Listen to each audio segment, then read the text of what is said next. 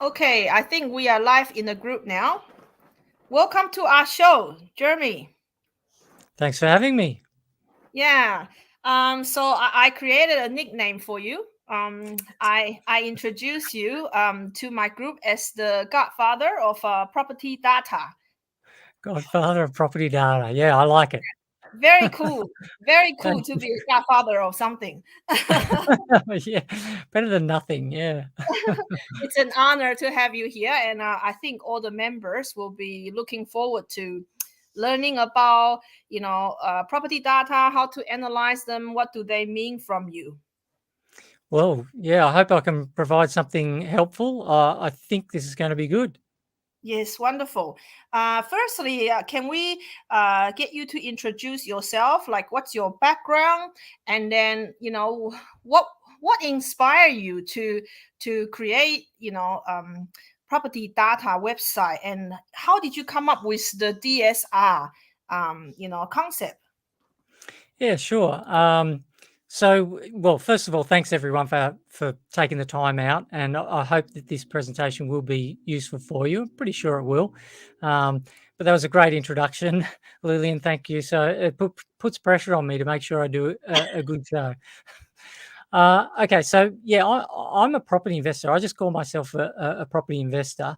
I got into property investing because I wanted to secure my financial future, and I tried shares, but it was too hard. Didn't work for me. It didn't seem to make much sense.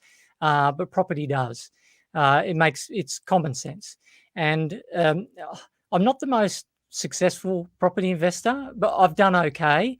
I've made a lot of mistakes, but I pride myself on never making the same mistake more than about half a dozen times. And I'll share with you later on some of those mistakes so that you don't make the same. But my biggest achievement in property investing has been in this narrow field of property investment data analysis. And in late 2009, I created the demand to supply ratio, or DSR. So it's an algorithm. It scores property markets for their growth potential. And the DSR was first published in the data pages of Australian Property Investor magazine, and later in Your Investment Property magazine. In fact, Your Investment Property magazine, they also invited me to write for them. And some of my articles were chosen by the editor to be the feature or cover article for that month. And I wrote for them for about 4 years. Sadly, they're no longer in print, but they still have a website, and some of my blogs appear there. And in 2015, I launched DSR Data, the website. And it's a website to present the DSR algorithm and help property investors find good locations. And that's what we'll be looking at this evening. And then in 2019, I wrote a series of blogs called the Expert Busting series. I basically used historical data to disprove a lot of investment beliefs from some of the high-profile industry experts. And there are not many people that know about those articles, but it's something that I'm proud of. And later this year, I'm going to be redoing them as a video series. And if you're interested, you can follow Suburb Data on YouTube and our other social platforms. Okay, so I'm trying to prefix by saying that I've got some experience in buying investment properties. So I've bought 16 investment properties. I've sold down quite a few of those since. And I've been playing around with property investment data for quite some time. So I guess what I'm trying to say is I believe I know what I'm talking about. Wonderful. Yeah, Just anyway. curious, are you okay to reveal how many property you hold now? I've only got 3 now. I've sold down a lot of those properties. I'm looking to buy again, either later this year or early next year. Yes. And yeah, I'm in a position now where I can pay cash for property, Yes. which is nice.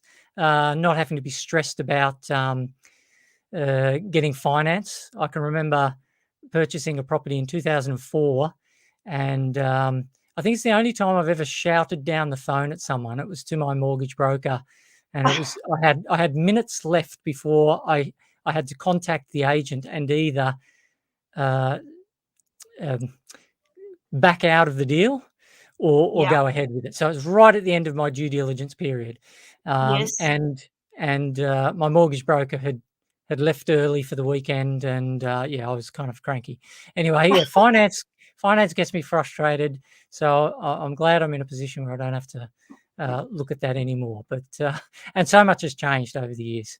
Yes. Anyway, I'll share more. I think some of the questions that you provided, I think I've got listed as sharing about some of the properties that I've purchased in the past. Do you want me to do that now, or do you want to leave it till the question time? Or up to you. You drive today. Yeah. all right. Well, Whatever way you feel best. Sure. I'll leave it for later and get on with what people are probably more interested in, which is, you know, where should we be buying right now, and how do we use property data to our advantage. Fantastic. Thank you. Okay, so how do you know where to buy? I mean, how do you pick a good suburb? If you're going to build a portfolio to secure your financial future, you want a method that's a little more objective than some of these. And here in the 21st century, we want proof, not opinion. We want facts, not theories. Property is simply too expensive to cut corners. So how do we make an objective, data-driven decision? And what is it we're really looking for? And that's capital growth. It's interesting because capital growth, in my opinion, is the ants pants of property investing. Yield is the income that you retire on. That is important, but growth is actually the fastest way to get there. And you can make money from renovations, subdivisions, developments, and so on. But every one of those strategies is better off with capital growth under its wings. And nothing beats sitting on your hands while owning property in a growing market. It's a great set and forget approach. And later, I will show you how you can find good cash flow suburbs too. But the most important goal of property investing is the growth. And growth comes from demand exceeding supply. It is an age-old fundamental law of economics that if demand for any product or service outweighs supply, then prices go up. And of course, it's no different for property. All we need to do then to predict future price growth movements for property is assess property markets based on their supply and demand. But we need to do it in a reliable and consistent manner so we can compare suburb against suburb to find the best one. Yes. And we can't visit every suburb in Australia to try and get a feel for which one would be the best. But we can get some idea of a suburb's investment potential without even leaving our desks. We can filter through data for thousands of suburbs in seconds. Now, data may not be perfect, but it can get us in the right area. And we can filter out thousands of obvious no-go zones, and we can use it to zero in on areas with the most potential for further research. So data gets us in the right ballpark.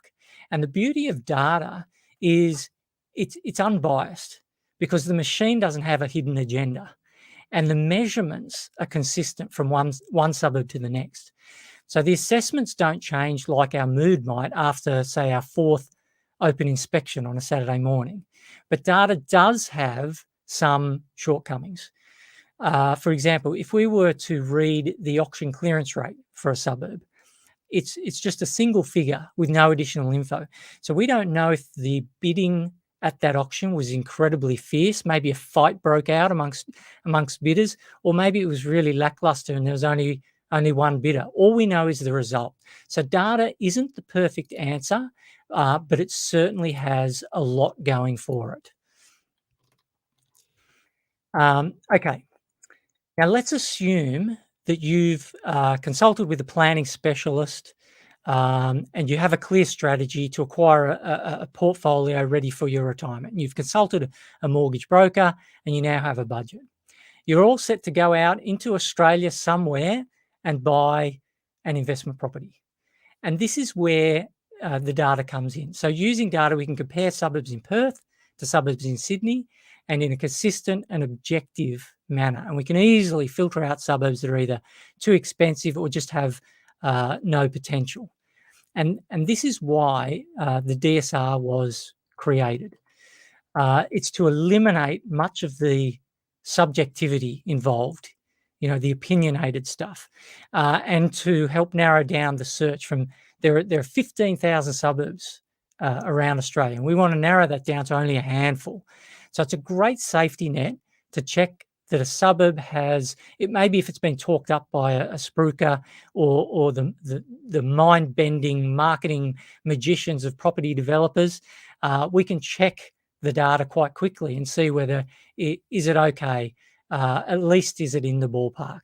And by the way, our data is completely independent. We don't partner with any property developers. So the locations that I'm going to show you today, they are completely data-based, data-driven decisions, and there's no bias there, no hidden agenda.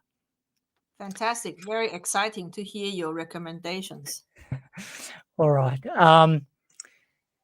So what data is it exactly that I'm talking about? So this list here, you'll find these metrics on the DSR data website. And now some of these you may already be familiar with, but I will just go through and explain each one of them at least briefly, and I'll spend a bit more time on the ones that you probably haven't come across before.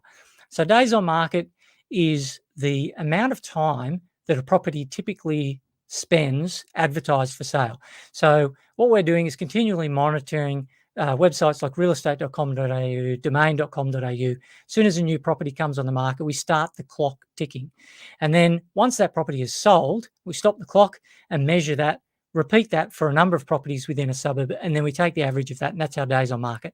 And what we've noticed is that in a hot market, a market where demand exceeds supply, you'll find that days on market starts to get very short. Buyers who have missed out the last time will be much faster at making an offer on a property. And so days on market is a good indicator of demand exceeding supply. Discounting is a similar sort of thing. We have a look at the property's original listing price, and then we see how much did it sell for. So if a property is advertised for $500,000 and then it sells for $480,000, then that's a 20%, $20,000 discount. We calculate that as a percentage. And again, in hot markets, we find that discounting becomes very narrow. In fact, there are some markets where discounting becomes negative. That is, buyers are actually offering more money than the asking price. And auction clearance rate, of course, is one you're already familiar with. It's the percentage of properties that go to auction and sell at auction or before auction. So if a property is passed in, it might be because there isn't strong enough bidding, and that's a good indicator of supply and demand. Of course, auctions aren't for every suburb. The proportion of renters is a supply metric. So if you're a landlord in a suburb, you don't want to be competing with too many other landlords. And so the percentage of properties that are occupied by tenants is a good indicator. Vacancy rate, I think, is fairly self-explanatory. Many people will be familiar with yield. So that's the percentage of rental income in a year versus the price of the property. So obviously you want higher yield for better cash flow. Yes. Stock on market percentage, that is the percentage of properties that are currently listed for sale. So this is straight up and down a supply metric, and that's really important. So we want supply to be as low as possible. We want demand to be as high as possible. Online search interest is the number of people that are on realestate.com.au looking for property, either to rent or to buy, compared with the number of properties that are available to rent or buy. So if you have more people looking than there are properties available, obviously demand exceeds supply. So that one metric there is a little mini demand versus supply. Neighbour price balancing is an interesting one. So what we do here is we compare let's say we're looking at a suburb X. We look at all the suburbs surrounding X and see how their price compares with X. If X is a lot cheaper than the other property markets, its neighbours, then there might be a mismatch there, and you might see some neighbor price balancing there. And ripple effect potential is something similar. So we look again at X, but now we're looking at the growth that's occurred in X recently, and then we compare that growth with the growth of its neighbors. If its neighbors have had more growth than X, then it's likely that that growth will ripple across into X. So that's an important metric there, the ripple effect potential. And probably the most important of these base metrics, these are all base indicators here, is the market cycle timing. It's a tricky one to explain. It's a score out of 100 for the likelihood that a property market is about to enter its next boom. So there is a growth pattern that property markets go through. So they usually have a long period of lackluster growth, maybe even flat, and then they start to tick up, and that's their next boom. And then they'll have that boom, they'll level out, maybe even a little retraction, and the cycle repeats. So what we're doing with market cycle timing is we're looking at the past growth, the last 6 months, the last year, the last 2 years, 5 years, 3 years, 10 years. We look back as far as 10 years.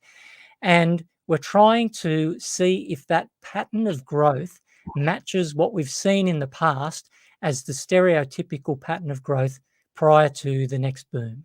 And it's a score out of 100. 100 means this market is more likely to boom. 0 means it's more likely at its peak. But in all of these cases, this is just a probability. There's no certainty about any of these things. They are just giving us an indication of supply and demand and the likelihood of future capital growth. Okay, so unit to house price ratio, that is a comparison of the value of houses versus units. So if units are very close to the value of houses, then it's possible that houses are undervalued and they might be about to enter a new boom. Long-term historical growth, that's growth looking over the last 10 years. Interestingly, the worse growth in the past means the better growth into the future. For every year of above average capital growth in the past, it's going to be followed by a year of above average growth in the future to catch up. So that is also another good metric, but that's all sort of wound up into the market cycle timing. Sales by auction percentage. Okay, so imagine you're a real estate agent and you're putting a property on the market and you're not sure whether you should list it for sale by auction or for private treaty. If the market is red hot, you will have a lot of interested buyers. So you want to get them all together at the same time to bid up the price of that property. And so you would choose an auction. If, on the other hand, it's the polar opposite, you've got a very cold market, then why would you have an auction? Because maybe nobody will turn up. So the percentage of sales by auction gives us an insight into how local agents are reading the market. And a similar one there is the percentage of open inspections. Again, in a really cold market, you wouldn't have an open inspection because you might be the only one there if you're the agent. But if it's a hot market, you would definitely have open inspections to get everyone through the door around the same time. So again, that gives us a read on what the agents think of the market. And sales growth, well, that's what it is. Just the last 12 months, how many properties are selling? Has there been an increase in the volume of sales? And rent growth is a similar thing. Historically, we're seeing the fastest rent growth in the records I've been keeping, at least anyway. And that's because of all-time low vacancy rates. All right, so those are some of the metrics that you will see on the DSR data website. And the thing about all of these, you don't need to understand all of them. They are all wrapped up into a single simple score, which is the demand to supply ratio. In fact, it's the DSR Plus, which is version 2 of the algorithm. So it looks at all these metrics and knows which metrics are more important and combines them into this meaningful figure out of 100. A score of 50 means that demand and supply are pretty much in balance. A score of 80 is excellent. I haven't seen an 80 for a while yet. And a score of, say, 20 or less is a disaster area. Please don't buy in a market where you see a demand to supply ratio of only 20. Excuse me, Jeremy. Yeah. I just got two questions so far. First one is in the earlier page you introduced the long-term historic growth.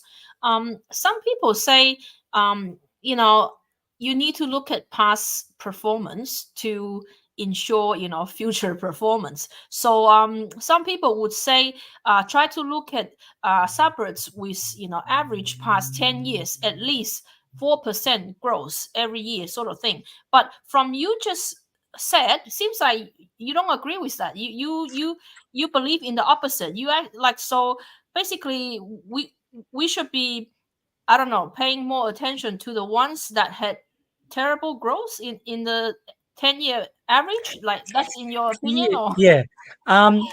Yes, except I would omit the word terrible. Maybe not terrible, but below average. So analysis that I've done of historical data shows that over the long term, there is a tendency for all property markets to grow at about the same rate. Time is a great leveler. It evens up the playing field. I have looked at countless historical charts comparing the growth of this suburb versus another suburb, this city versus another city, that LGA versus another, houses versus units. There is this remarkable, they call it in statistics, a reversion to the mean. So if you were to look at and this is a chart, one of my favorite charts that I've ever put together that I'm very proud of. It's a pity I don't have it ready right now. But what I did was I compared over a 20-year period. I had 30 years of historical data, and I found any 20-year period for any suburb in that 30 years. So it could have been from 30 years ago to 10 years ago, from 29 years ago to 9 years ago. So any 20-year period. And I found that for every suburb, I split it into 2 decades. The first decade, if the suburb had high growth, I put it in one bucket. If it had mediocre growth, I put it in another bucket. And I split it up into about 10 different buckets. And then I looked at the growth for the following decade. And almost all the property markets that had high growth in the first decade had low growth in the second decade. And almost all the property markets that had low growth in the first decade had high growth in the second. So they swapped. It was vice versa. And yeah, so this is a fundamental principle in affordability. So if you see a property market that just has continued high growth, it eventually becomes so expensive compared to other similar property markets that buyers start to favor the cheaper option, and that increases the value, the demand for that market, the second best market, and it catches up. And I've seen this all the time in these historical charts. One market will get above the other, and then the other will catch up, possibly even overtake. And over a 30-year period, there may be crisscrosses 3 or 4 times. So it is true that there is a pattern. Now, you will always find some property markets that don't follow the pattern, and individual properties that have excelled over 30, even 40 years, but they are the exception. The general rule is, you want to look for lackluster growth in the past. Okay, awesome. Thank you. That's very interesting. Okay, so you might have noticed some missing metrics that aren't there. So things like population growth, income growth, these have all been expressed or put forward as being important metrics. However, an analysis of historical data shows that they're not really relevant. They are very poor correlators to capital growth. Even infrastructure, you'll notice in there. And another hot topic right at the bottom there, amenities such as schools, shops, transport nodes like trains and bus stops and so on. These are relatively easy. A lot of these are relatively easy to put in the algorithm, but they have been deliberately left out because they don't show any close correlation to capital growth. And it would take a long time to actually explain. Each of these topics is like it's about a half-hour presentation on on its own. So I'm just putting those in there because I know that people are going to look at the metrics that are on the website and wonder, well, why don't you have proximity to CBD? There is actually a good reason for that. How about, Australia's favorite thing, beach? I've done analysis of beaches. So what I did was I looked at suburbs of Sydney that are beach suburbs versus other suburbs of Sydney, and looked at their growth over the last 30 years. And there was nothing in it. There was no benefit. I've looked at train stations, I've looked at schools, I've looked at shopping centres, I've looked at airports. And the thing is, if any of these features have been around for a long enough period of time, then it's more than likely already been factored into the price of property there. So you don't have continued outperformance. That you will have property that's more expensive close to the CBD, but it's always been more expensive. Property that's along the beach has always been more expensive. But does it outperform over the long term? Not according to the data. There's nothing in it. Okay, very interesting. Yeah, it's interesting, isn't it? It's sort of counterintuitive, but fact is stranger than fiction. Okay, so finally, let's get down to some action. I'm about to find some hot suburbs, and I'm going to use the DSR Data website. I'll come back to these slides later. So the most powerful feature of the website is called the Market Matcher. And what I'm doing at this point in time, so I just want to put the website in perspective. Where does this come into the picture? So assume that I've spoken to, I'm a property investor, I'm looking to buy. I've spoken to my property advisor and my mortgage broker. I've worked out a price point for my next investment. So let's say I've got a $1 million capacity.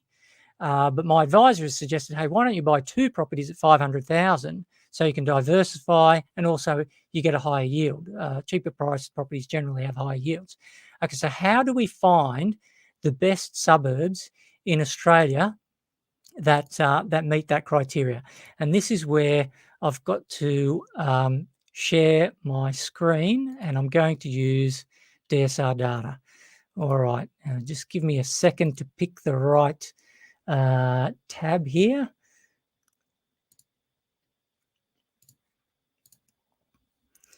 Okay, now I'm hoping everyone can see a screen there with Market Matcher selected. Can everyone see that? Can you see that, Lillian?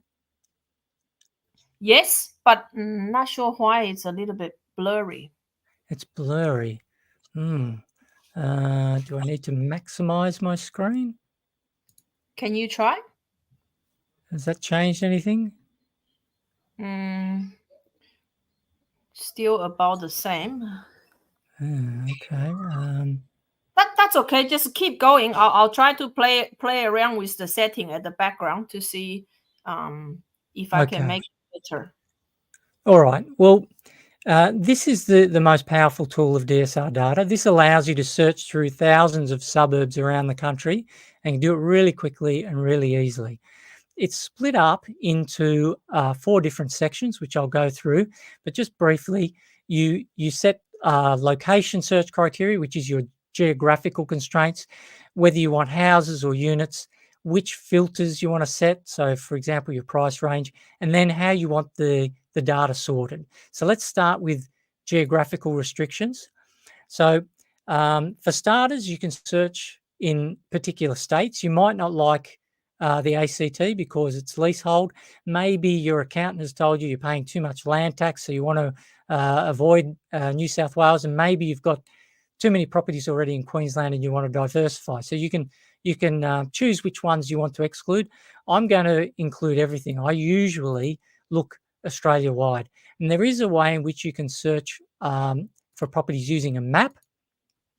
So I'll just search in Sydney because that's where I live. Let's say you wanted to renovate a property and you needed to be within a short drive, or you're going to do a subdivision or development. You can stretch out this circle over where your house is, and this is going to get us everywhere in Newcastle, Maitland, Sydney, Wollongong, and so you could select that. But I'm not going to do that. I'm going to search Australia-wide. And you can also refine to within capital cities. So, well, that would be Canberra, Sydney, Darwin, Brisbane, Adelaide, Hobart, Melbourne, and Perth. But again, I'm not going to do any, and in fact, you can refine by local government area. So I know there's one in Adelaide called Playford, and you can select other ones. Rockingham's a good one in Perth at the moment, but I'm going to keep it completely open, Australia-wide. So I have no geographical restrictions there. Yep. The next thing is whether you want houses and units. I typically switch this off, and that's because houses have outperformed units over the last 30 years, and I see that trend continuing.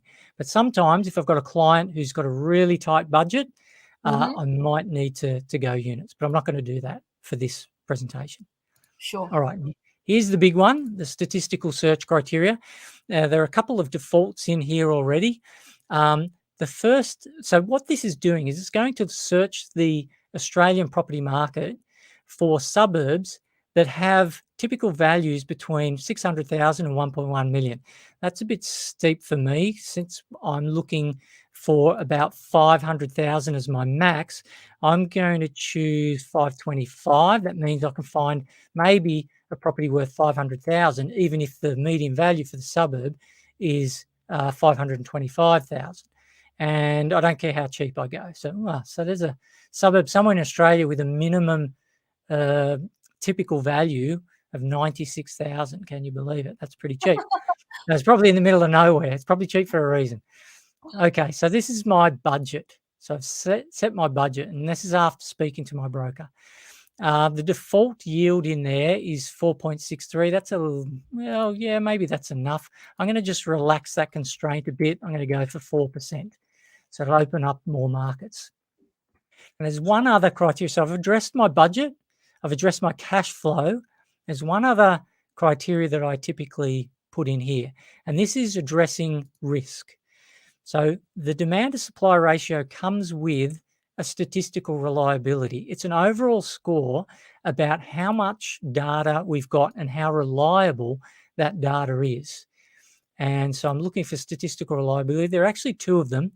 The first one is for version 1 of the demand to supply ratio, the original algorithm. But because I'm a pro user like Lillian, I've got access to all areas. So I'm going to choose the statistical reliability plus. Now I'm going to put a minimum figure in here. I'll come back to why I have chosen this figure, but I usually put in 65, and I'll explain that in a few minutes. So just summarizing, I'm going to query the database looking for property markets within this price range with a minimum yield of 4% and with decent reliability. Now, the last section is where I choose what I want to look at. So I want to know which state the suburb's in. I want to know the postcode. I want to know the suburb's name. I don't need to know the property type because I've already chosen houses. So everyone is going to be a house. That would be useful if I'd chosen to have houses and units. There's a whole bunch of other metrics I can look at, which I'm not really interested in right now. This is the most important thing. What I want to do is I want to search and sort the results by demand to supply ratio from highest to lowest. And this is my first and most important search criteria. So this is how I'm going to sort the results. There's a few other things that I might want to look at. I've got a few things ticked down here. So we've got values, the typical value, and I want to look at the yield. Now, if I've got two property markets, two or more, that have the same demand to supply ratio, then I want to sort secondly by yield, again from highest to lowest. So once I've got all of this sorted, I click on this button and ta-da, here we have all the matching property markets that suit that criteria. You will see that they are in order of demand to supply ratio. And you can see it's a big list actually. Here's some all with the same demand to supply ratio of 60. And you can see that they are ordered by yield. So 6.28 is higher than 6.06, which is higher than 5.6, which is higher, which is higher, which is higher. And you can see that there are 250 property markets. Actually, there's 331. This screen will only show you the first 250. 250 is more than enough. In fact, I'm going to change the criteria because I've got too many in the list here. I usually only look at like the top 20, maybe the top 50 at most. So let me just go back to the criteria, and I'm going to tighten some of this up. I can get a higher yield than that. So I'm going to set the minimum yield to 5%. I'm just wondering, if you put 6%, how many suburbs? That will eliminate a great many. But let's see. So there it is, 6%. That is a very high yield. Well, actually, we've got quite a few. Wow. Okay. I wasn't expecting so many. But have a look at the demand and supply ratio. So bear in mind that this is a score out of 100. 50 is a balanced market. And what we've got is properties where supply is exceeding demand. So these are bad investment locations. In fact, that is terrible. I know Blackwater, that is a mining town. So there's very low demand for property there. And look at the price tag. But you can get extraordinary yields. Here's another one. I think that's a mining town, Boulder. Yeah. Okay. So, but that was a good exercise. You know, I'm not interested in a property market that has a demand to supply ratio that's less than 60. So I'm going to put that in as another criteria. So rather than all, I'm going to set the limit to 60. I'm just not interested. So there it is there. And you can see that the top property market in the country has a demand to supply ratio of 77. All right, so let's see what we get now. Wow, okay, that's only a handful. That might have been a bit too much. I'm going to just relax that yield constraint of 6. Let's go back to 5. 5's still pretty good, Lillian. Gee, you're Thank you hard. for demonstrating that, 6% is difficult, because a lot of my clients want, the higher the better. Yeah. They often ask for the impossible. Okay, so this is a much better list, and I usually do only look for the top 20. We can see 18 here, and so 69 is pretty good. Aurelia, that's in Western Australia, and it's got a great yield, and quite affordable as well. In fact, none of these. Okay, so there's one at just over 500,000. So all of these suit my budget. All of them have excellent yield. The demand to supply ratio, I'm not so impressed with. I do get excited when it's above 70. That would be great. But if these are my constraints, 500,000. In fact, what if I just open things up? 550. Yeah. It might not change much. Yeah, I think so, considering the current market. Yeah, there are only half a dozen more properties in there, and Aurelia is still at the top. So every time I change something, Aurelia is still at the top. I think that's a good sign. And Norville, well, you can click on this link here, and you can see where this market is now. For StreamYard, I've got to share this tab instead. So are you seeing Google Maps now? Yes. All right, excellent. So there's Aurelia. Let's see where it is with respect to. Okay, so there's the Perth CBD. So it's towards the south. There's Rockingham. I think this is about where the outer or fringe of Perth is. Yes. Yeah. So we can use that link. I'm going to go back to the market matcher. All right, so we know where Aurelia is, and if you just have a look down that list, I'm noticing there are 2 suburbs here. That must be in Bundaberg because it's got the same postcode as Bundaberg East. All right, so what does this mean? When we see 2 property markets that are close together, that just gives me more confidence that this is a good area. There's something more going on across the whole area rather than just in a single suburb. So I'm just scanning down that list to see if there is, yell out if you see another postcode similar to 61. So yeah, here we go. So Bertram, let's see where that, well, it must be a neighbour of Aurelia. So that gives me more confidence again that this is a good area because there's another suburb. And bear in mind, we're talking about 24 suburbs here out of a country with 15,000. So this has narrowed things down to less than 1% of the property market. We have filtered out 99% of the suburbs that don't suit our criteria. So this is a good list already. Proserpine, I'm curious about Proserpine. Ridgewood and Merwa, are they all, and Butler, are they all 60330? Let's have a look. Oh yeah, okay. So this could be another hotspot. That's a nice area. Are you familiar with Ridgewood? Yes. Okay. Where is it? Oh, it's to the north. North, yes. Yeah, okay. Yeah, so what I would do once I've got this list is I look more closely at the suburbs where I'm seeing they've got neighbours that are also hot. So we've seen a couple there in Perth. We've seen Bundaberg as well. So that's where I'd then start looking. So I want to show you the next tool that is available on the DSR Data website, and it's called the Suburb Analyzer. So if we type in a suburb that we're interested in, so Aurelia was right at the top of the list. Make sure you pick houses, not units, because that's what we're looking at. So this screen will give you a list of all the metrics for that suburb that you've picked. It's split into a few tabs. I'll explain the SSI tab when we start looking for cash flow properties. The DSR Plus tab is only available for pro users, but you can see a whole bunch of the metrics. There's that MCT we were talking about, the ripple effect potential.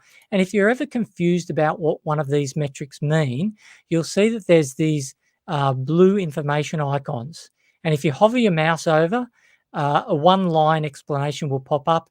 If that's not enough, if you want more details, you can click on that link. It'll take you to a page dedicated to explaining that metric. Okay, so the first thing I check is the demand to supply ratios historical chart, which is this button here. And it shows the change in the demand to supply ratio over the last 3 years. So the thing that I'm checking for here, let's say we were back in May 2023, so just a few months ago. If I had seen the demand to supply ratio suddenly jump up from April to May, from about, 54 to 69, that is a huge jump all of a sudden, and I would be skeptical. That could be a problem in the data. So during May, I would be skeptical, but here we are looking at August data, and I've seen this is the new normal for this property market. And if you were to run a general line with the naked eye through these points, you can see that the demand to supply ratio is increasing. So demand has been heating up for this market over the last 3 years. And now, just recently, things are looking pretty good. So this has given me even more confidence that this is a good market. So when you look at the historical chart, check for volatility and check for a trend. Now, remember when I was setting the criteria, one of the criteria was risk, and I used the statistical reliability, and I set a minimum.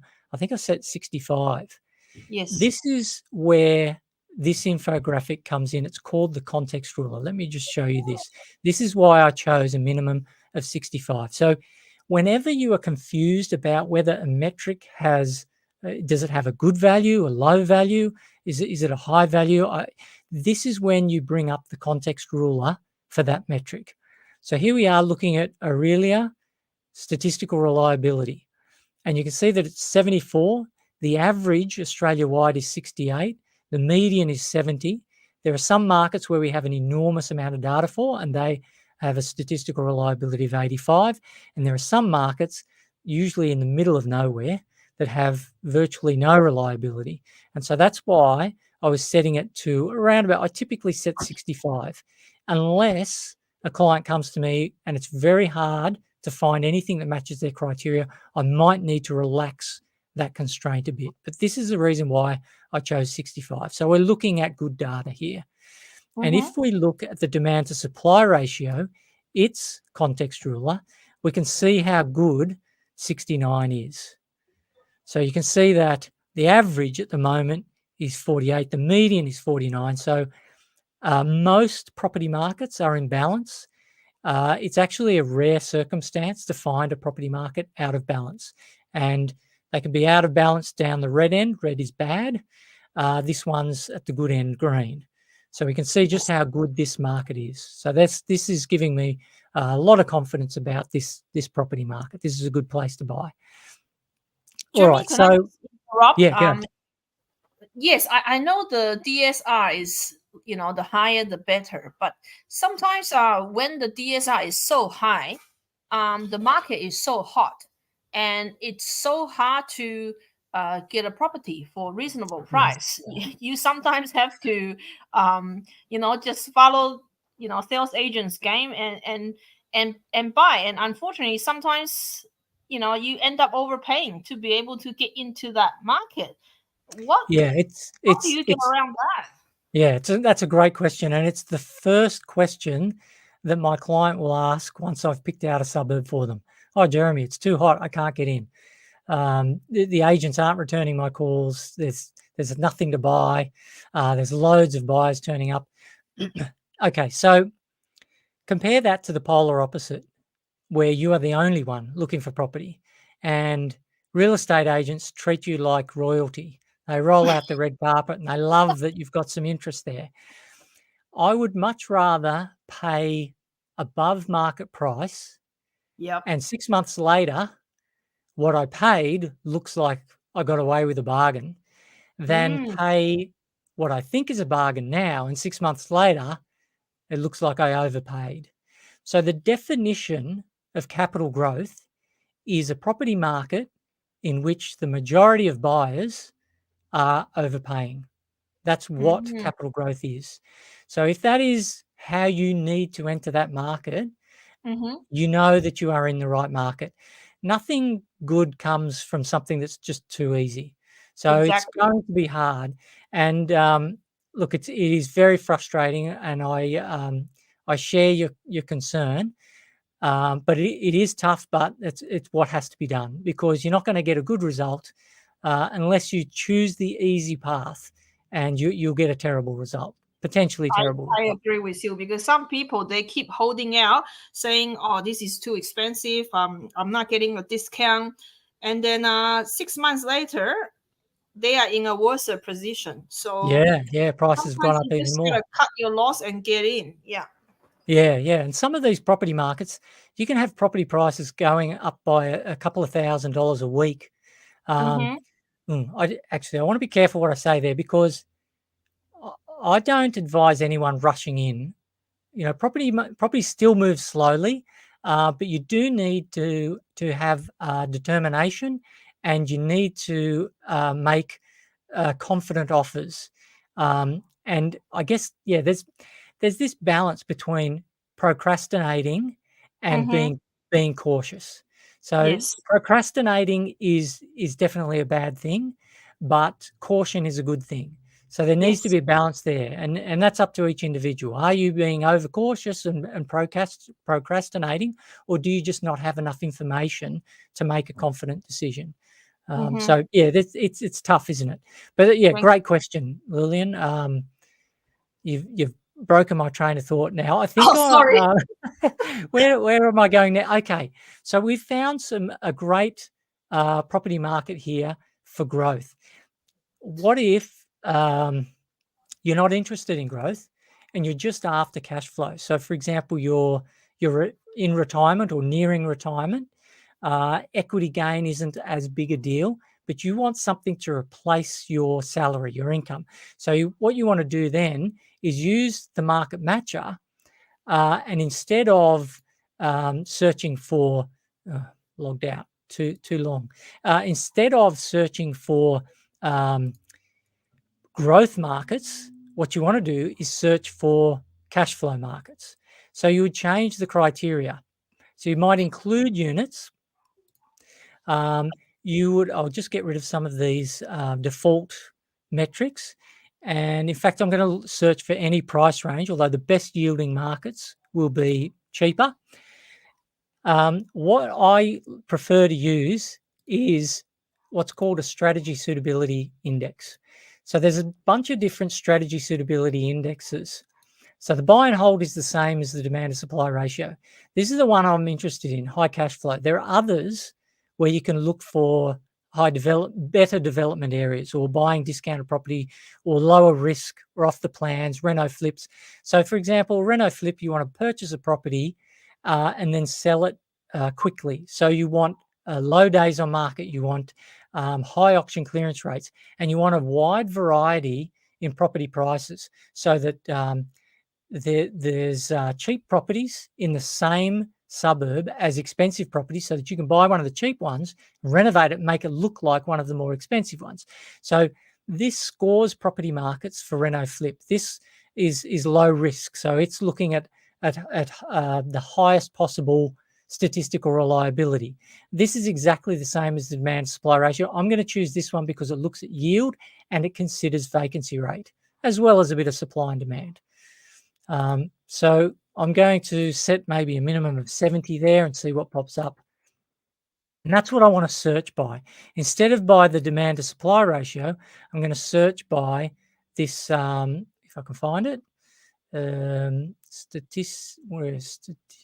SSIs, off the plan, low risk, discount. Where's cash flow? There's high cash flow. Okay, so this is what I'm interested in. This is my top sort criteria. So let's see what we've got around the country.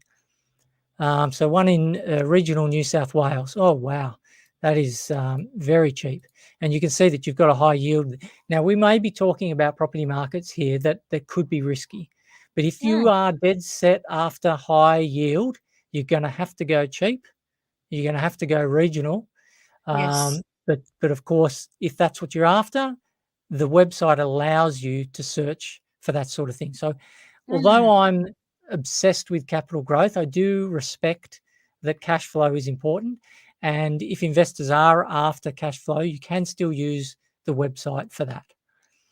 All right, so I think I've covered everything. So I've looked at using the market matcher to filter suburbs Australia-wide, looking at the suburb analyzers, historical charts and context rulers. I think I'm ready to go back to the slide presentation. Now, right. Thank you. Wow.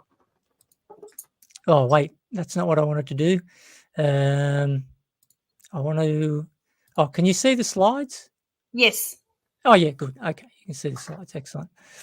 All right. So we're on to what I'd like to show next is just before we get on to questions, I just want to summarize what we've done so far, which is this next slide here.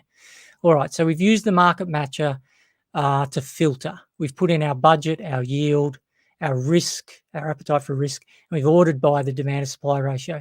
The next thing you do is you use the context ruler to determine whether you've got a good market or a bad market for any metric, and you use the historical chart to check for volatility and to check for a trend.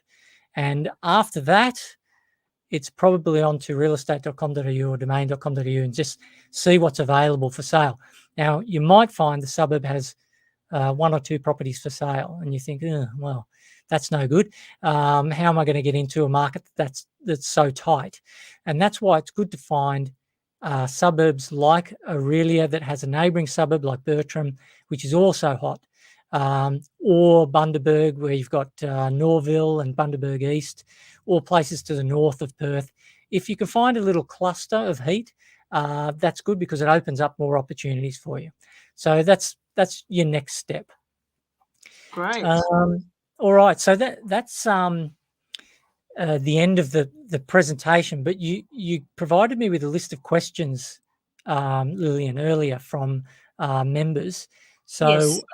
Is now a good time to go through answers for these questions? Yes, but I'm a bit disappointed the presentation is finished. It's so interesting. I wish it can go on forever. Well, gee, I think people wanting to have dinner will have a different opinion, but yeah, happy to come on and do more. But Yes, there's a I lot think we in have these. to invite you again. Okay, yeah, happy to. I love chatting Thank you. about property data. Yes. But yeah, someone asked how to determine when's the best time to enter a property market. Yes. And the best time is, of course, when demand exceeds supply. So you want to enter just as as prices are taking off. And you want to see some consistency in the DSR plus for that suburb or that area. And some people argue, like we talked before, about cold markets. They might be better because there's no competition, but it can be a problem, and it's better to buy in hot markets. So my answer to that question is the best time to enter a market is when demand exceeds supply. So you're looking for high DSR markets. Okay, so the next question, what are some important property data one should check before purchasing? Okay, so there are loads of metrics that correlate to capital growth, but you'll never find a suburb that has all good indicators, like across the board. Even the hottest property markets will have only like two or three indicators that are headed the wrong way. So they're not better than the benchmark. So right now, because we've had such high capital growth over the last few years, the market cycle timing, MCT, which I talked about earlier, it'll be very difficult to find a market that has a good MCT because of all this historical growth. That's not to say that you can't invest in any of these markets. There'll still be good ones. It's just that it's difficult to find a property market that has all good metrics. So, in fact, I think one of these other questions, I would say MCT, but obviously the DSR plus is the best. But one of these metrics, one of these questions, can I just go forward to? Is it the renter percentage one? Yes, you know the one, right? Yes, the last question. Actually, I think I should address that one now. So is having a lower tenant percentage really important? What if every other criteria were great? Could you still buy in the market? Yes, you can. So as I was saying, I have in the last decade of looking at this data, I have never seen a property market where every single metric was better than the benchmark. In fact, I think the best suburbs have at least two metrics that are worse than the benchmark. So if you were to set a threshold at every benchmark, I need auction clearance rate above 70%. I want days on market below 30 days. I want yield above 5%. If you do that, you will eliminate every single market in Australia. So if just one metric doesn't match your criteria, don't worry about it. And this is all rolled up into the DSR anyway. So there will be suburbs that have a very high DSR plus, and they may have a poor percentage of renters, or they may have a poor auction clearance rate or some other metric. Don't worry about it. The DSR plus is taking all of that into consideration. Okay. So for people who are lazy or time poor, and is there a shortcut? Like, I don't want to look at all these data matrix. Can I just look at DSR plus and the percentage of yield? Like, is there a shortcut, I guess? Yeah, well, that was the whole idea behind the DSR, to make a shortcut. I don't want to have to look at all these metrics and analyze them. It's putting them all together into a single simple score out of 100, which people are familiar with. So 50 is the pass mark. That represents a balanced market, and the higher, the better. So it really does come down to just looking at the DSR. If that's the only thing you do, you want to spend 10 minutes researching, you can do that, and you just pick the highest DSR plus scoring property market. I prefer to go a little bit further, have a closer look. Another thing that I check is, where is this suburb? I'll look at satellite imagery on Google Maps, and I'll just check to see, is this a fringe suburb? Is there a lot of farmland around which could be developed into the future by property developers? Because supply is the enemy of capital growth. We want supply to be constrained. So I'm looking for a built-up area, one that doesn't have a lot of vacant land. And I would look at the trend of the DSR, and I would look at to see how typical values have been trending as well. So there's a few other things, a few I's to dot, T's to cross. But if you wanted the quick and easy, you just check the demand to supply ratio. what's the top 5 matrix you would look at? Like, yeah, if you just said DSR, checking the land supply, MCT, no, that's already in DSR. Well, yeah, it's all the other metrics are considered in the demand to supply ratio. But if you wanted to check, you wanted to audit the demand to supply ratio, why is this giving me a high figure? MCT would be a good one. Ripple effect potential would be another. Depending on the market, maybe auction clearance rates or days on market. But yeah, it's. I would advise investors not to look too closely at each individual metric, because I've never found a single metric that hasn't tried to lie to me at some stage. It's not until you group them all together into that single figure that's the DSR, that's when you start getting a good idea. So so after you've got the data on your side, then you would check, is there vacant land that could be developed, or is this a built-up area? Yes. And then are there other suburbs nearby that are also hot? In other words, is the whole area hot? So the buyers have nowhere else to go except deeper into their pockets, and that'll push prices higher. So yeah, those are the few things that I would look at. And then of course you've got to jump on realestate.com.au and find some good properties. Sure. Which is a whole new topic. All right, so sorry, it's interesting you bring up the land supply one, which I also believe is correct.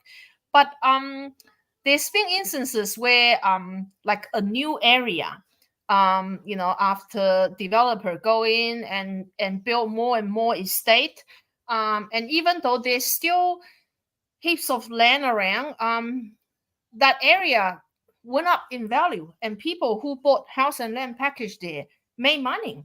They made money in a short space, a few years, and 200,000 up. And I asked some people about that. They say, when the developer come in, they bring in more facility, and that upgrades the suburb, and hence the suburb go up in value. So I just wondering, what's your view on that phenomenon? Yeah, look, I think that's a very fair point of view. In fact, my business partner has made a fair amount of money doing exactly that, getting in early enough. When you've got to realize that there's a balance between two factors. We've got two variables here. We've got demand and we've got supply. So it is possible to have a market that has a large amount of supply, but if the demand still exceeds that supply, prices will still go up. So it's just a general rule that you want to steer clear of supply. Now, you don't know if it is a fringe suburb, a genuine fringe suburb, and you can see vast tracts of farmland as far as the eye can see, you don't know how long developers are going to be active in that market. So if there's some sort of natural border, like a river, or mountainous terrain that would stop developers, then at least you know that into the future there's only so much that can be developed.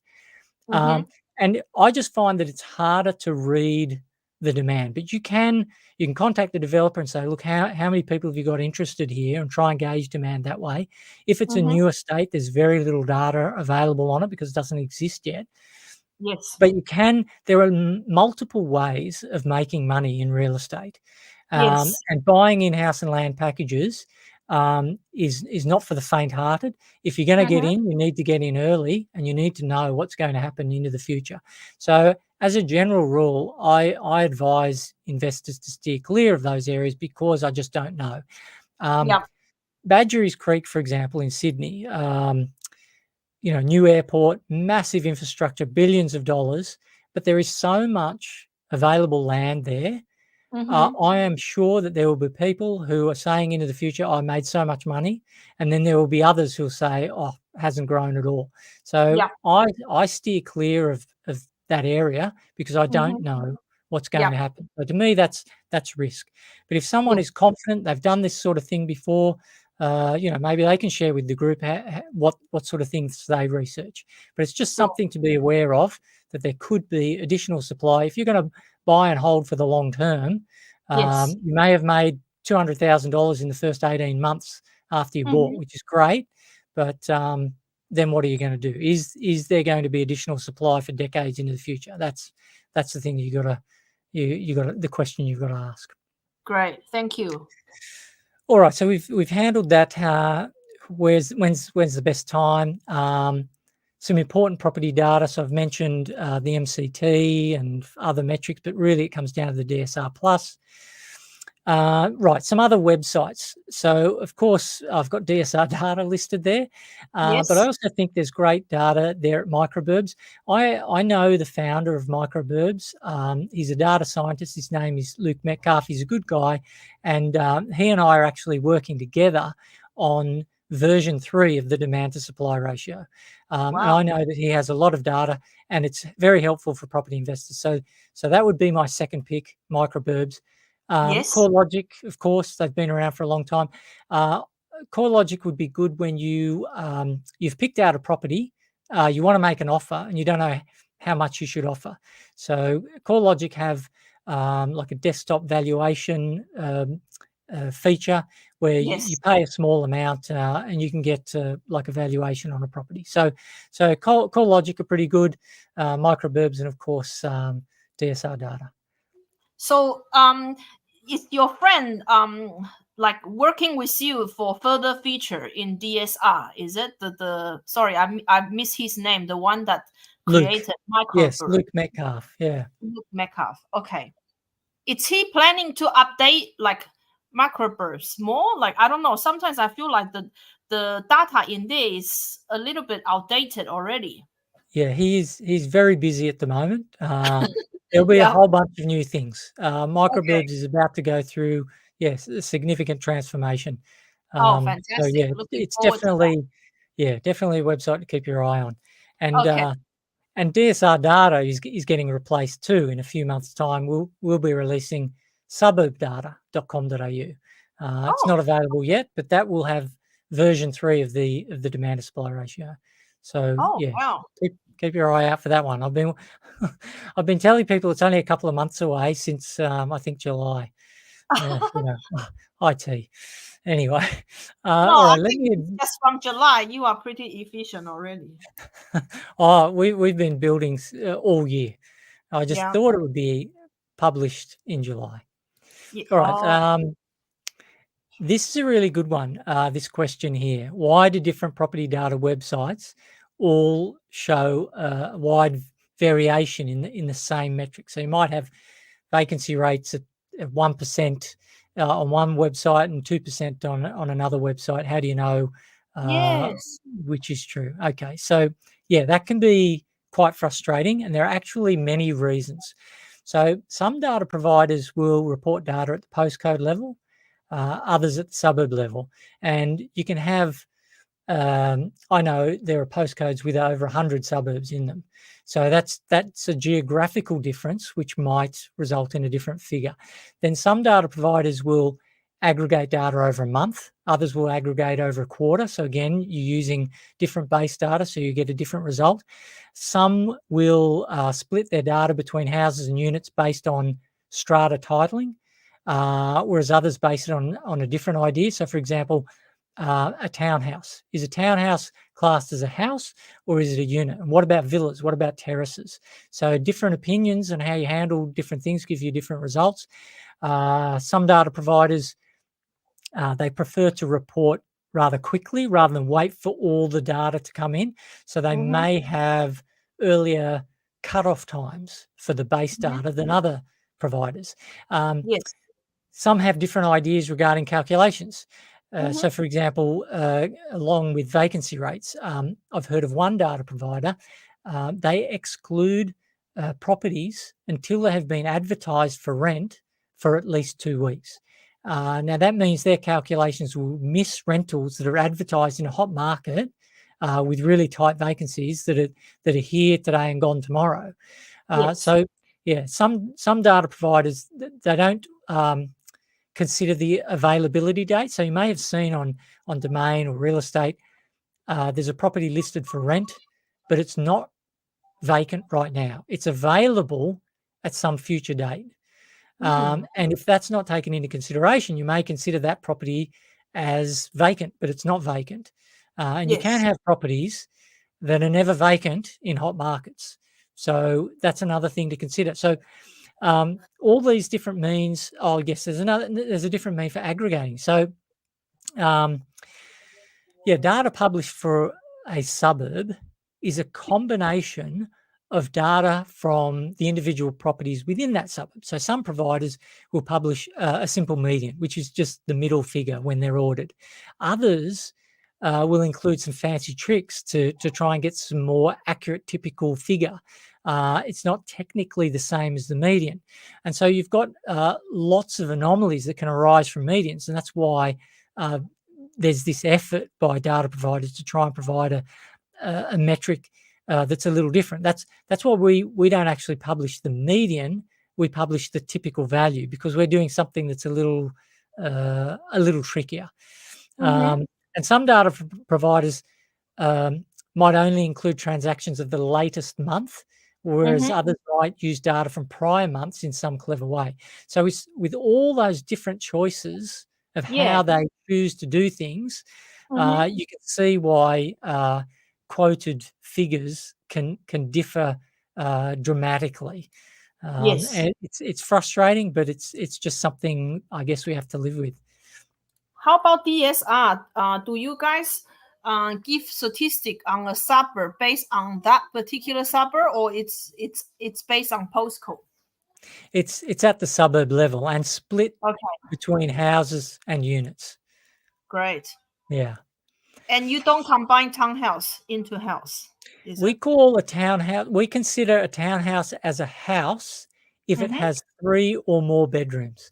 So it's not about whether it's strata titled or not. It's about, does this property more closely correlate to a house or a unit in the eyes of a buyer or a renter? So technically, it might be strata titled, a townhouse, but if it's got 4 bedrooms, 2 bathrooms, and another toilet in the laundry, that's the same as a house. That's not like a unit. A unit has, in the area might only have 2 bedrooms. So we would classify a townhouse as a house in those circumstances. If, on the other hand, the townhouse has only 2 bedrooms, then we classify that as a unit because it's more closer. It's closely related to a unit rather than a house. Maybe that's a hint on what type of townhouse one should buy if they kind of a house. That's right. Yeah, one on a bigger block with more bedrooms. Yeah, I think that's good point. Awesome. Which property data website has the most reliable data? That's a difficult one to answer because, first of all, there's no true value for any of these metrics. All of these efforts to publish a metric like auction clearance rate, they are some kind of aggregate, some kind of estimate, some calculation. So we don't even know what the true value was. When we say, the capital growth for this suburb has been 10% per annum for the last 3 years, this is just an estimate. We don't have the precise figures. For a property, the only time you know the capital growth is when that property sells again. So we're trying to come up with an estimate for all these properties and their transactions for a suburb, for a local government area, for a city. So without knowing the true value, we don't even know how reliable our own data is. So that's the first thing. All of this data should be taken with a grain of salt. You need to be skeptical and do lots of cross-checking to make sure. So who has the most reliable data probably comes down to experience. So that's why I would rate CoreLogic or the Australian Bureau of Statistics, simply because they've been around for a long time and they've looked at a lot of data. So most of the metrics that you will get from those 2 data providers, I would consider to be quite reliable. Right. And I'd like to think that DSR data is pretty reliable because we've been around for quite some time as well. I agree. I might be a little biased there.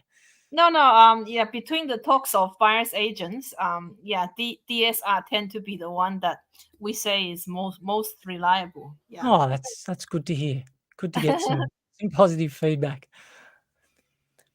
Okay, all right. Yes. So you mentioned this earlier about my own portfolio. Okay. So, and what leads to success? What's required for success? So I think educating oneself is paramount. You want to learn from the successes of others and their mistakes, of course. And I think another good thing to keep in mind is to remember that nobody is going to have the same attitude about your wealth creation as you will. And I think you need to, well, with the exception of maybe your mother or your best friend or your partner. So I think you need to challenge everything and be skeptical of everyone. Now, some lessons that I've learned through mistakes, I have made a load of mistakes. So number one, if there's only one lender that will touch you, you don't want to borrow from them, because they can lift interest rates whenever they like and there's nowhere else you can go. So you want to be in a position where you can vote with your feet.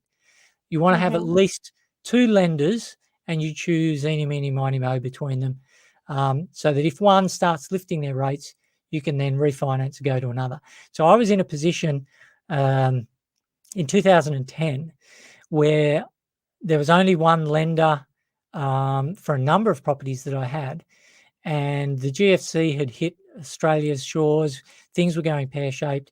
Interest rates for me were going up because I have found financing from offshore, and interest rates for me went up. I think I had 11.5% interest rate, and my only option was to sell, and at just the wrong time. So that's one thing you want to be careful of. You want to have good cash flow buffers so that you can wear out those storms. You can see through those storms. And as a general rule, don't be too aggressive. I think I was way too aggressive in my acquisition phase. I was looking for all the angles that I could, this creative finance, perhaps risky areas, risky strategies. So I would say be patient. Don't be too aggressive, because you could end up in a worse situation than what you had planned. Another piece of advice, I've been burnt by this myself. Not all high-profile investment experts are experts at property investment. Some of them are experts at promoting themselves as experts, but not real experts. And there are actually quite a large number of them, and you'd be surprised. So I've done some analysis of some of the high-profile industry experts, because when I was checking the performance of the DSR, if I compare it to the national growth rate, that might be easy. There might be loads of experts out there that can beat the national growth rate. I need to know if the algorithm beats the experts. And so in the past, I have compared the performance of the DSR. I've looked at where experts have picked in the past, and I've checked their performance, and I was appalled. It's amazing just how many experts you think are dependable, reliable, they have good scruples, and they've actually got no idea what they're doing. And I don't want to mention any names, don't want to get in any legal trouble, but I'll just let you know that. Thank you for the hint. So please cross-checking. Don't just take anyone's words for. That's right. Which is what I have done in the past. So I bought in an area. I bought in Gladstone in 2008. It was a hotspot recommendation from an expert, and that property market went backwards terribly. There was tremendous vacancy rates, and I can remember renting that property out for $150 a week just so that I would have someone in it. There was high vacancy rates. I sold that property 14 years later for 20% less than what I paid for it. And that was on the recommendation of someone who is still selling hotspot reports, still considered a high-profile industry expert. And that I was thinking the same person. Well, I don't want to mention any names, but they picked out a few property markets in around the same time, and as well they performed poorly, and anyway, so be skeptical. Don't trust anyone.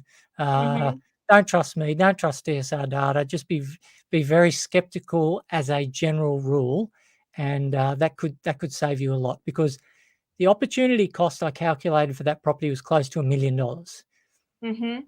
Oh, yeah, that's true. Yeah. Okay. So maybe now is a good time to talk about that portfolio.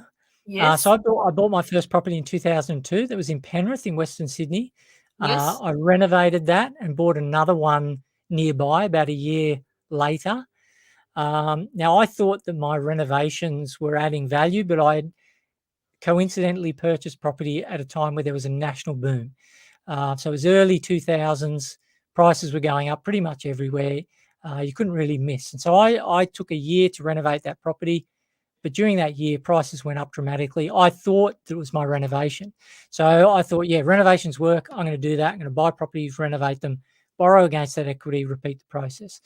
Yes. So I bought another one, did the same thing in Penrith. So I had 2 there. I then went after higher yielding areas. I bought 3 in Rockhampton and 1 in Launceston in Tasmania in 2004. And then I went to New Zealand. I bought 6 in New Zealand in 2006, all houses, all in the one town. And again, I had some fantastic capital growth, good yields too. I bought 1 in Western Australia. That was a terrible mistake. I didn't do any research on this one. Yeah. Where was the suburb? Katanning. Katanning was the suburb. Mining. Yeah, it wasn't mining, but it was, yeah, maybe I should have bought in a mining town around that time. But the thing, remember I talked about creative finance? So this one, I got an 80% mortgage from a standard lender. Yeah. Well, actually, I did have to look around. I think it was Liberty Financial. They were the only ones that would touch me. And I got a 20% deposit from the vendor, from the seller of the property. So I borrowed money from the seller, and so all I paid for was stamp duty and legal fees. So I got in with virtually nothing. And I had calculated that if this property has 4% capital growth per annum, it will be the best performing, the best return on my investment out of my entire portfolio. It didn't have even 0% capital growth. It went backwards. So that was a terrible mistake, and I remember selling that one for a loss. So I didn't do any research because I just assumed 4%. Anyone can beat 4%. That's easy. So yeah, I've made loads of mistakes. I can laugh about them now, but they did hurt at the time. All right, so I think that was 2007. I bought a unit in Parramatta. I think it was around the same time. I sold that one in 2015 because I noticed. I used to live in that property, so it was a principal place of residence. When I looked out the window of the gym, I could see, I think I counted something like 13 cranes, and so I thought, no, it's time to sell. There's going to be oversupply of units here. And then I bought that one in Gladstone in 2008. I also bought in Adelaide around the same year. I hit a serviceability limit at about 16 properties. I simply couldn't go any further. And then I spent the next decade just selling down, just coming back to a more stable, cash flow positive, reliable situation. I haven't sold all of them. And my next transaction will be a purchase, not a sale. Although there is one I wouldn't mind getting rid of as well. But I'm of the belief, controversially, that I'm no longer of the belief that you need to hold property long term. I believe that there's a period of time where you're going to get some excellent capital growth, and depending on the nature of that market into the future, you could actually sell and buy elsewhere. But yeah, that's a whole new topic, and I wouldn't recommend that for investors that don't have a good forecast of capital growth for their property. Anyway, forget I said that. Just buy and hold. Anyway, so I've spent a fair bit of time selling down properties just to get to a stable, comfortable position in my life, and now I'm in a position where I can buy property for cash without having to get finance, which is a wonderful position to be in. But I have made loads of mistakes along the way, and I hope none of the people listening now will make those mistakes. But yeah, it is. What's the next mistake I'm going to make? That's what I'm worried about. I think everyone, you got the ability to make mistake. Well, yeah, it's You good to be can in a come back position. from your mistakes. Not everybody can. Yeah, that's right. In fact, that's the thing with real estate, isn't it? You make too many mistakes with big, $1 million purchase, and you could be in financial grief. So there are people who've bought in mining towns, for example, and then the resources sector died and the mine closed. That could be an absolute disaster. You might need to, declare bankruptcy. So yeah, it's something that if you're young enough, whatever mistakes you've made, if you hang on, everything will come good. But if you are nearing retirement, you need to make sure that you address that risk element of where you buy. Are you a team of holding like lots of cheaper price properties, higher rental return, or you are more on the team of consolidating those into more high growth quality properties, for example, in Chatswood, Mossman, or Vaucluse, or something like that? Yeah, Difficult. great question, and I love this question, this topic when it comes up, because I'm actually in the cheap team. So analysis that I've done on historical data shows that the cheaper markets have not underperformed the more expensive ones. Usually what happens when a boom starts, like if a boom started in Sydney, it usually happens in the more affluent areas, the expensive property markets, like Mossman and the eastern suburbs. And then it might take a couple of years to ripple outwards to the cheaper areas of Western Sydney and southwestern, northwestern Sydney. But over the long term, if you are planning to hold for the long term, the cheaper markets have not underperformed.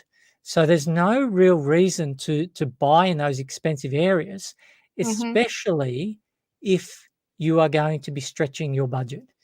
And if you are after higher yielding, better cash flow property markets, then you do generally find them in cheaper areas.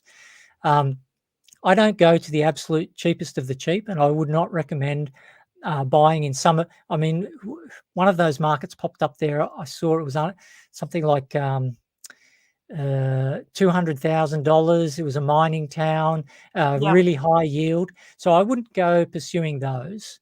But I'm not sold on the idea of all the eggs in one basket, buy the most expensive property you can afford. There's no reason to take that risk.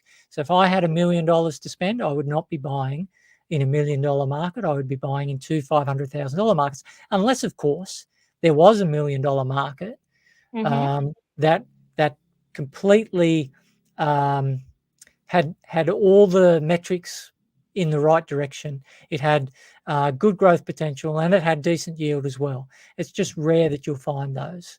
Actually, I should have put that in Market Matcher and just see where was that market that had a DSR of 77, a DSR plus 77. I should have at least checked that. Sorry, I left that out. I should have relaxed the constraints.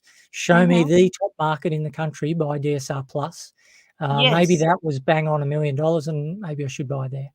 But as a general rule, I don't care whether it's cheap or expensive. I want to buy where demand exceeds supply.